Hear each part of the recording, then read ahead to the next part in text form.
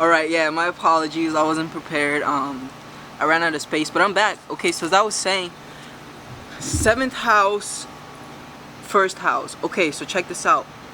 The 7th house and the 1st house, they oppose each other. You feel what I'm saying? The 1st house deals with the personal life.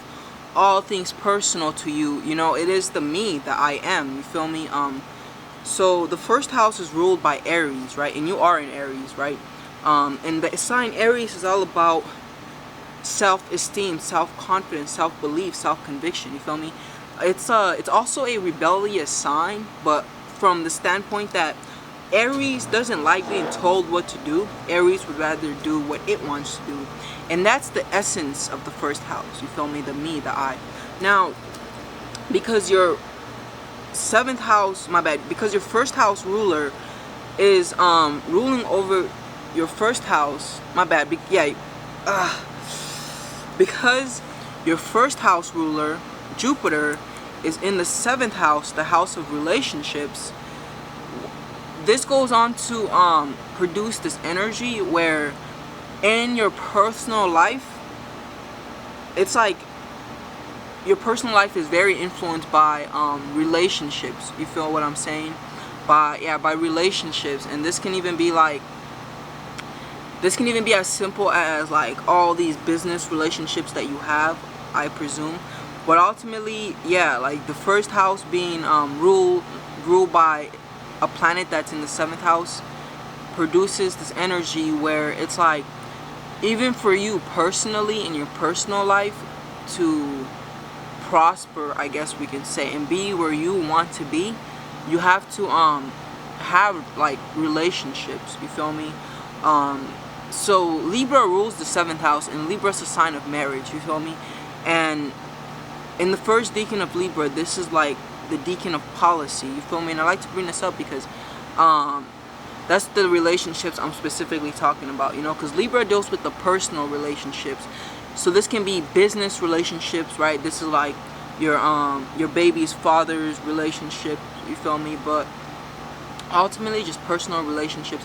But then it's like with Jupiter being here, Jupiter is a benefic planet, you feel me? Jupiter is a planet that deals with expansion, growth, ease, and joy, you feel me? So this is an indication that like there are blessings when it comes to like your there are blessings, you feel me, when it comes to like your hold on. Before I further speak, I wanted to look at some things. Okay, yeah, so like with Jupiter being in the 7th house, it's an indication that there are blessings that are channeled through that department of life that deals with relationships. You may have a tendency of even attracting generous and benefic people, you feel me? People that may want to bless you and help you and assist you. Because that's what Jupiter rules when it comes to people. Jupiter rules people that are highly wise, right? People that have great wealth, people that are professionals, right? Jupiter rules all types of professionals. And with Jupiter being your 7th house, it's an indication that these are the people that you tend to attract to you when it comes to the department of relationships, right? And let's speak a little bit about your 7th house. Like with your 7th house being in Gemini, you're a type of person who very much enjoys like, you know, friendship in a relationship, you feel me? You enjoy like the innocence, the innocent friendshipness, you feel me, that Gemini is all about. So when the 7th house goes into Gemini, yeah, I don't want to sound like a broken record, but literally Gemini is a sign that deals with like friendship and being very friendly, if that makes sense. So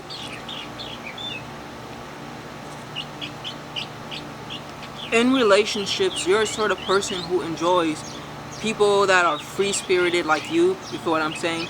You enjoy intellectual people, you enjoy having intellectual communication and having an ability to express your mind within your relationship, you feel me? In partnerships and relationships, like communication is a great theme manifested here, you feel what I'm saying? And And yeah, 7th house in Gemini produces a great stress and a great importance when it comes to communication. You feel me?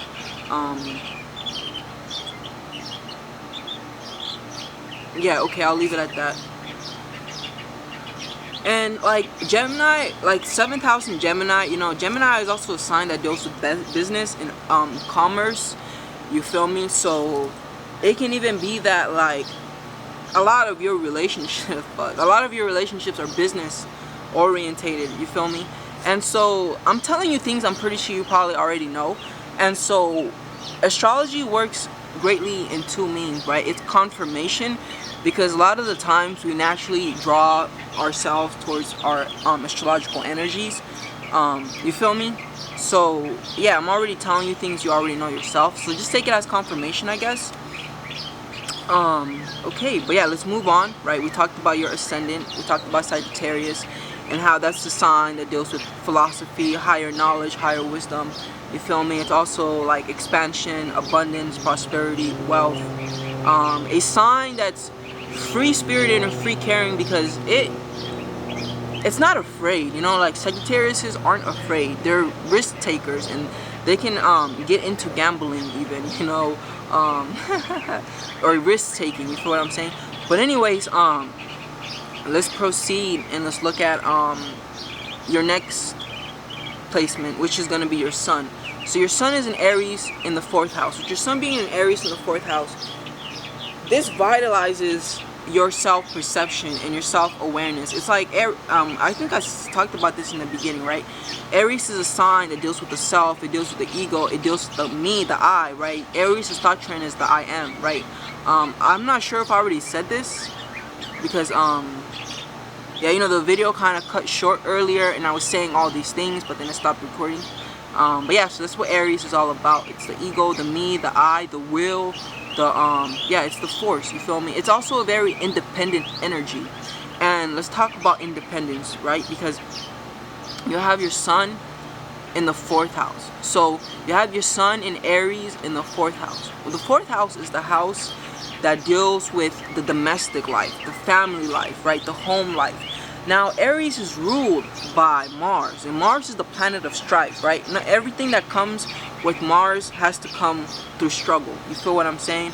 And Mars is ruling your 4th house. And so what this means is your 4th house is the house that deals with your home life, your domestic life, your family life, even like your upbringing to an extent. Both the moon and the 4th house give insight to your upbringing. You feel what I'm saying? But also the 4th house just is like the energy that's naturally attracted when it comes to the home, the department of life dealing with the home. So first and foremost, with you having the sun, right, and as I've talked a lot about the sun, vitalization, attention, a lot of energy and attention goes into the home life, right, which you are aware, right, of confirmation again, you feel me? And this is just going to explain why certain things are the way in your life, why they are the way that they are in your life. So first and foremost, let's talk about Mars and Aries, you feel me? So Aries is the masculine expression of Mars, right? And Mars is the planet that deals with aggression. It deals with hard work, and everything and anything that, I already said this, but everything and anything that Mars brings you, it requires that you work hard for it. You know, nothing with Mars comes easy. And so you have Mars ruling your 4th house, the domestic life. And so Aries being a sign that deals with the self, the I am, the me, the individual, you feel me? Like the way that this energy plays out is like you being a single you being did it just go dark? Alright, it's getting bad light again. Anyways, like you being a single mother, you feel what I'm saying, is very in resonance with Aries, you feel me? I hope that makes sense. And so the energy here is like Aries is always having to like climb a mountain or like overcome obstacles and challenges, you feel what I'm saying? So another way to explain the sun, like the sun, it also signifies your ability to push boundaries, you feel me? The restrictions imposed around you, if that makes sense. Because the sun, it also deals with your personal power, and your self-significance and self-value and self-worth. You feel what I'm saying? And it's like with the sun being in Aries in the fourth house, where it is that you are being asked to pour your most energy into and invest energy into, right, is the domestic life, the home life, the family life, you know, that department of relationship. Hold on, let me also look at where you have your moon. Okay, so your moon is in the fifth house, and it's in Taurus, which is also interesting because so when the moon goes into Taurus, you feel me, the moon is happy here. It is exalted. So you have both your sun and your moon exalted. You feel what I'm saying? Sun being exalted, this makes you a powerful woman, a force to be reckoned with. You feel me? Yeah, because Aries is also very much self-driven. You feel me? Aries also brings way to like entrepreneurial energy. You feel what I'm saying? Alright, so we talked about the fourth house, and we talked about how that deals with the home life. You know what's interesting about the fourth house? It also deals with real estate. Yeah, it deals with real estate, you know, because real estate is home, right? Selling other people homes, right? So yeah, you know, real estate, and real estate is definitely what you should be doing, you know, where you should be hold on, let me look at your chart real quick. Oof. Yeah, it's real estate is definitely a great choice of work, a great field of work for you. You feel me? Especially with that sun being in the fourth house, you know. All right. It's funny because like the sun deals with how you come out into the world, you know, how you move and navigate in the world. And for you, it's like even when you're moving and navigating into the world, you're just in a bigger home, right? A bigger house, an apartment. If that makes sense. But then at the same time, because it's your place of work, it technically isn't home. But you get what I'm saying. You feel what I'm saying? Alright, cool. So also, Sun and Aries individuals, they're natural leaders, you know, and they have a great desire to like want to tell people what to do and control people. It's like Sagittarius also has a natural ability to like command others and command others. You feel me? Sagittarius is a sign like it deals with preaching, and it deals with I don't know, but Sagittarius is they're very influential, you know, like they have an ability to like be listened to. Like people like to just listen to what like I'll leave it at this. Sagittarius has a natural ability to tell people what to do, like command people, you feel what I'm saying? And also too does Aries. And real quick, so like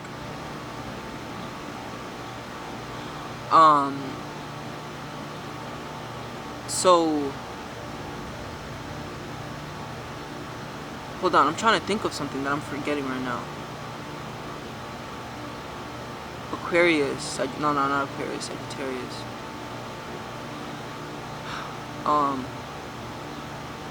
Sportiveness. So Sagittarius is for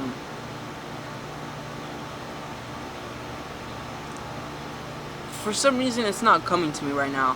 Because I was gonna share the Sagittarius's weak point, but then I wanted to share Sagittarius's strong point as well. But the strong point at this moment is not coming to me, unfortunately.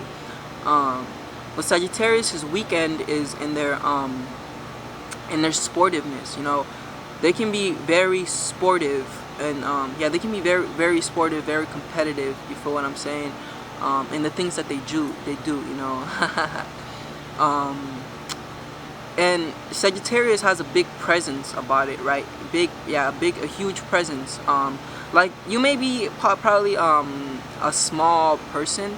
A lot of the times when people come and they're packed with energy and power, typically they come in like tiny bodies, but like their souls are big, you feel me? And yeah, Sagittarius, a lot of Sagittariuses that even I know, they're small and physical stature, but they're big in their energy and their presence. You know, people can feel them. And that's very a Sagittarius thing, you feel what I'm saying? But yeah, combativeness. I want to say that Sagittarius is strength. I want to say kindness, you feel what I'm saying? Their ability to be kind. Yeah, I want to say kindness, their ability to be kind. But we can get into whatchamacallit, we can get into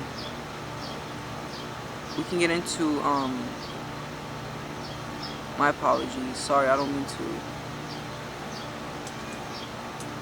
Okay, we can get into Aries now, because Aries, their strength is god damn it. So their strength is their ability to lead, you feel me? Their ability to lead. But then their weekend is their tendency of like wanting to boss other people around even when it's not asked for, you feel me? Like an Aries is a type of individual who because it's a sign that's self-centered and deals with the self, they may not they may fail to see from another person's perspective, you feel me? In the sense that an Aries may, in their hearts of hearts, genuinely feel like they're helping, right? But then it's like that help was not asked for, you know, it wasn't invited, so then it becomes more destructive than constructive. And so yeah, you know, that's like the negative expression of like the Aries energy holistically, you feel me? Aries is also a sign that deals with innovativeness and bringing new energy into the world, right? Aries is the first sign, right? So it is the first sign to come into existence, so it does deal with birth and creation, you know. Aries is a very creative sign, you feel me? Aries is their season is in spring, you feel what I'm saying? And spring is spring, right? It's all about life coming to life, like life coming in, you feel what I'm saying? But then yeah, but then Aries, you know, they can be sometimes a little too aggressive, a little too yeah, a little too aggressive, a little too like, I want to say pushy. But you also have your moon in Taurus, you feel me? And like with your moon in Taurus, this makes you a person who's a very calm individual, you feel me? You're very calm and you're very chill, and you have this natural ability to like spread harmony around other people.